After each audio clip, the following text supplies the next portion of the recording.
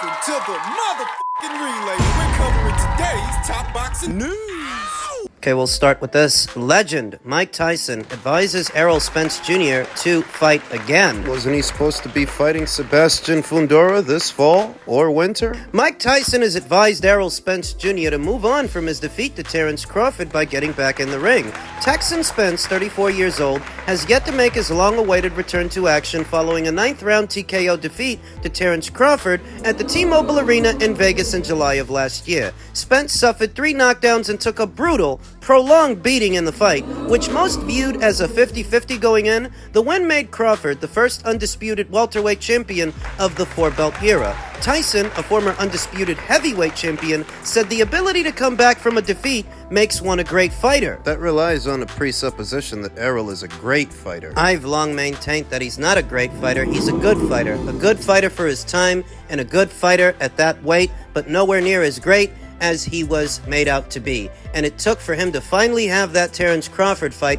for some people to realize that, while others still make excuses for him. The same ones that were calling him the eye collector going into the Crawford fight, regaling us with tales about how he's gonna do this to Terence and do that to Terence. All he probably did was hurt Terence's knuckles with his face. The sky's the limit, man. That doesn't mean nothing. Tyson said on the Come and Talk to Me podcast, a loss to somebody like that means nothing. He can still make a lot of money if he returns. Talks commenced for a possible rematch between Crawford and Spence, but the potential 154-pound contest broke down after a cataract surgery on Spence's right eye. The rematch failing to materialize forced Crawford to move up to junior middle, where he challenged and defeated Uzbekistan's Israel Madrimov, securing the WBA title in the process. Spence could also climb to 154 to face WBC and WBO junior middleweight champion Sebastian Fundora. The story was he was supposed to. Unless you think it's a coincidence that he just so happened to be ringside when Sebastian Fundora beat Tim Tszyu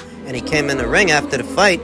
Unless it's also a coincidence that Sebastian's promoter said Terence Crawford would have to wait because they want to fight Spence. Well, what happened with all of that? You know, he could fight Sebastian. He could even venture further north in weight to challenge the likes of middleweight champions Erislandy Lara, Carlos Adames, and Yanibek Alimkhanalai at 160. With Spence yet to activate any of these available options, Tyson criticized the fighters of today for getting discouraged so easily after their first defeat. That's what life's about. Just don't get discouraged. Fighting emulates life. In life, we're gonna lose whatever. You'll lose your job, you'll lose your mother, your teeth, your hair, and you've got to continue to live and to navigate. As I often say here on the channel, boxing is in many ways the best microcosm for life. Boxing, like life, will beat you down. It's up to you to get back up. But it's a very romantic notion to think that every champion that falls will once again rise.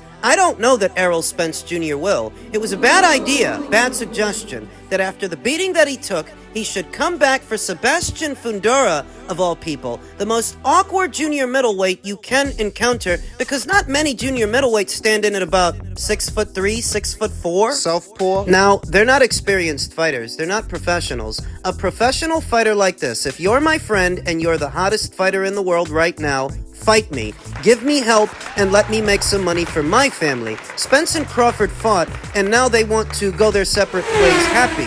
We're taking care of our families now. We're doing better than we did before we had to fight. I look at it as business. This is just business, said Mike Tyson. So maybe it's because today's fighter tries harder to be a businessman than a fighting man. Maybe that's what that is. Maybe it's that Errol was never actually as good as people made him out to be, and that's an inconvenient truth. It may sound harsh, but isn't that how you distinguish the good fighters from the great fighters? Roberto Duran could have let his loss to Esteban de Jesus destroy him. Sugar Ray Leonard could have let his loss to Roberto Duran destroy him. Tommy Hearns could have let his loss to Sugar Ray Leonard destroy him. Ali could have let his loss to Joe Frazier destroy him.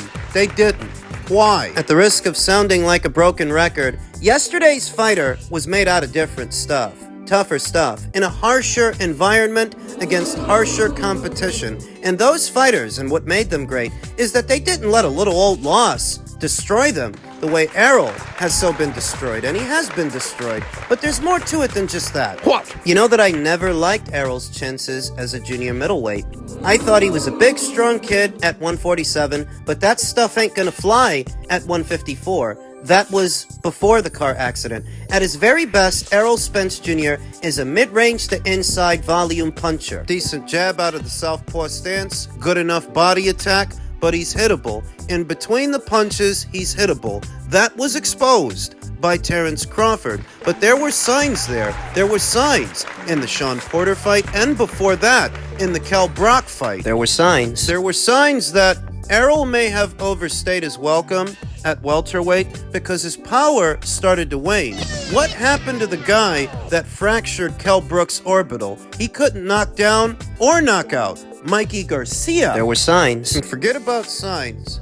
Of Errol's own admission, he himself was not living like a fighter, drinking and partying. He said that himself. So the idea that he would move up to 154 and be the same guy that he was at 147, I didn't buy it. I often used to talk about him versus Brian Castano. They fought in the amateurs. Brian beat him. I wondered how that fight would play out in the pros. With Errol being a unified champion at 147 and Brian being a champion at 154, Brian's a tough customer, durable guy, volume puncher, very aggressive and explosive and persistent, and it was hard for me to imagine that Errol would be able to contend with that at 154, not being able to knock out a Mikey Garcia at 147. Ass. Now, the landscape at junior middleweight has changed, though not for the better, not for Errol at least. It's a deeper division now than it was before. I don't like Errol's chances up there against the cream of the crop. I don't know that Errol can beat Sebastian. I don't think he beats Israel. I don't think he beats Sergey Bohachuk. I don't. It's a deep division. Not convinced he can beat Tim Tszyu, and the longer he waits to return, the more difficult it becomes to return. When Joseph Parker got knocked out by Joe Joyce, he didn't wait a year and a day to come back. He came back with a lighter touch, an easy one, built himself back up. So maybe Errol's problem is he doesn't want to take a tune-up fight, take a haircut on the money. For the sake of getting active and getting busy and easing yourself back into activity, he don't want to go backwards on the money, so that's what's keeping him out. Or worse, maybe he just doesn't want to fight anymore. We're having this conversation in an arena as if all these fighters are created equal when we know they're not. Some fighters have more fire, more desire than others. Some are made from tougher stuff. Got a lot to say about this because for years, I saw them put Errol Spence Jr. on a pedestal for no reason other than he was avoiding the fight with the fighter that could and would beat him. They knew it. He did too, and that's why they put it off. To date, Errol's highest grossing pay-per-view is the one with Terrence, not the one with Mikey or the one with Danny or Sean or Ugas. It's the one with Terrence. That was always the bigger fight. The kicker is, that's the one you lose. They knew it. And he did too. So they put it off for years, exhausted all of his options on his own side of the street until he wasn't really left with much of a choice. If you want to make serious money, you're going to have to fight in a serious fight. You're going to have to fight Terrence. The difference is if you would have did it then, all those options you would have exhausted avoiding Terrence, you would have had those options to bounce back with. You could have bounced back with Danny, built yourself up to Sean, eventually fought Ugas, maybe Keith too. Now, you can't even make 147 healthy. You've got to move up to 154, and the problem with 154 is those are shark-infested waters. You haven't fought in over a year. You're coming off a career-altering beating. And apparently Errol doesn't believe in tune-ups. He doesn't believe in tune-up fights. Don't believe in them. It's all at your peril. The longer it takes for Errol to come back, if he is coming back, because he might not, but the longer it takes, the more difficult it becomes. And the less desire he's going to have to be there swapping punches with some guy. Bed on the couch, you're going to seem a lot more comfortable scrolling through shows on Amazon Prime. Cozy at home with your snacks and your horses and your hay. You're not going to want to be in there. You're going to get used to the other side of life, beyond boxing. And he still hasn't hired a trainer to replace his long-time trainer, career-long trainer, Derek James. But whatever, man. Finally, in men's heavyweight news, Daniel Dubois' next fight. He welcomes an Anthony Joshua rematch, but also targets the winner of Usyk versus Fury. Daniel Dubois would welcome a rematch with Anthony Joshua, the man he conquered so emphatically this past Saturday, but he'll be watching closely on December 21st when Alexander Usyk and Tyson Fury meet in a rematch. On a potential sequel with Joshua, Dubois today told Talk Sport, "Yeah, if that happens down the line, then yes. If it happens next, then yeah, I want to go for it. I want to do even better next time. I know where I need to improve as well. So as a champion and a fighter, I want to prove people wrong every time, and that's what we've been doing. I can do a lot better," Dubois continued. "It was a great showing, but next time I believe I'll be even more clinical, more sharp, more everything." Dubois' upset fifth-round victory was the Londoner's third consecutive stoppage win, coming after beating Jarrell Miller in 10 and Filip Hrgovic in 8. Triggering the dramatic renaissance was the contentious loss to Usyk last August, when Dubois was stopped in 9 after dropping the Ukrainian heavy with a blow ruled a low blow in the 5th. Dubois is as keen to fight the Usyk versus Fury winner as he is Joshua. "I would love a rematch with Joshua, but either one really. Whoever pays me more money." Dubois retained his IBF heavyweight title while beating Joshua, the belt vacated by Usyk, who still owns the WBC, the WBA, and the WBO straps. Daniel said he's proud of himself after KOing Anthony Joshua. "I was not going to freeze. I wasn't overawed or anything by the occasion. To me, it was like a stroll in the park walking in there. I was just doing everyone proud, my family and my team. I couldn't let them down. I did myself proud. All of the fights I've had recently have been top-level fights, and I've come through every single one of them. So yeah, I am proud of myself." Of the ring walks, Daniel said, "It's not right, is it, really, for the champion to come out first? I think we had a great ring walk. I was just soaking it up. We lit up the place. I was all business from the moment I left the dressing room. Once I was in that ring, it was no looking back now. It's on. I didn't really watch AJ's ring walk. I heard it. It was sort of quiet, kind of lame. We definitely won the first battle in the ring walks." That was a monumental victory for Daniel, and he is on a hot streak. He's buzzing, and his star is rising. But if I'm not convinced of his longevity just yet, it's because of his approach. It's kill or be killed. The way Daniel is approaching these fights, approaching these opponents, he's putting them all in a situation to where either he's gonna knock them out or they're gonna knock him out. And so far, so good. For now. Still a somber tone, a cloud over all of this, because underneath it all, people question whether or not Daniel, having beaten Anthony, can he really fill his shoes? Can he bring the excitement and the attention to the heavyweight division and British boxing that Anthony brought to it? Because love him or hate him,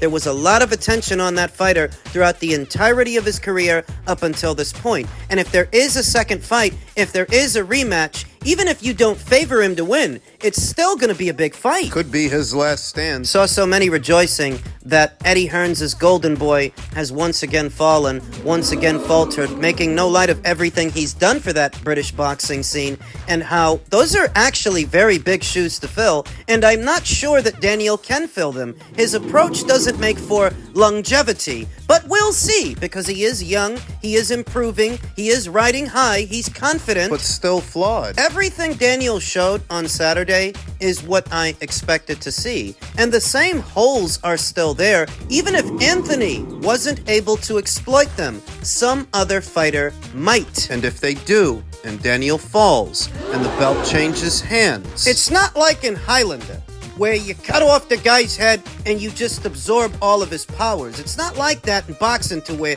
Daniel beats AJ and all of a sudden he becomes the same draw that AJ was. No, it's not like that. You take AJ out of the equation, and putting 96 or 98,000 at Wembley, that becomes a lot harder to do. Who could Daniel do that with? I think the Joseph Parker fight is a solid fight, but that is not a fight that puts that many people in that many seats. The Martin Bacoli fight is an exciting fight too, 50-50 fight where anything can happen, but I don't think you put 96 or 98,000 at Wembley with that fight. The only fight that I can think of that might do those kind of numbers is if Tyson Fury finds a way to win with Usyk, then he fights Daniel for the undisputed afterwards. You might be able to do those numbers with that fight. But that's if Fury wins, and I'm not convinced he's going to. We will have to wait for that answer, for that outcome, until year's end, December 21st, to be exact. I hope that Usyk gives us all a Christmas present and knocks this guy out this time, puts him away. You don't think Usyk versus Dubois 2 puts up big numbers at Wembley? Not like this past weekend. Not if it's not two British heavyweights, two British fighters. The Joshua rematch could be big, though. Absolutely. Eddie Hearn recently talked about what he told Anthony Joshua to do next, following the Daniel Dubois loss. My advice is don't do anything until December 21st. The Usyk versus Fury rematch. If Fury loses, it could set up a big fight versus Joshua. If Fury wins, he could take a voluntary defense versus Joshua. It's still the biggest fight in the division by a mile. It's not exactly realistic. If Fury loses, then I could see him fighting AJ. If Fury loses. But if Fury wins, why would he fight AJ? He could just fight Daniel for the undisputed. And that's what Fury is saying, by the way. He's saying if he beats Usyk, he wants to fight Daniel afterwards. Now that fight at Wembley, I think it could do something. I think you could definitely do something substantial with that fight. But once again, it relies on Fury winning the Usyk rematch, and I'm not convinced he's going to.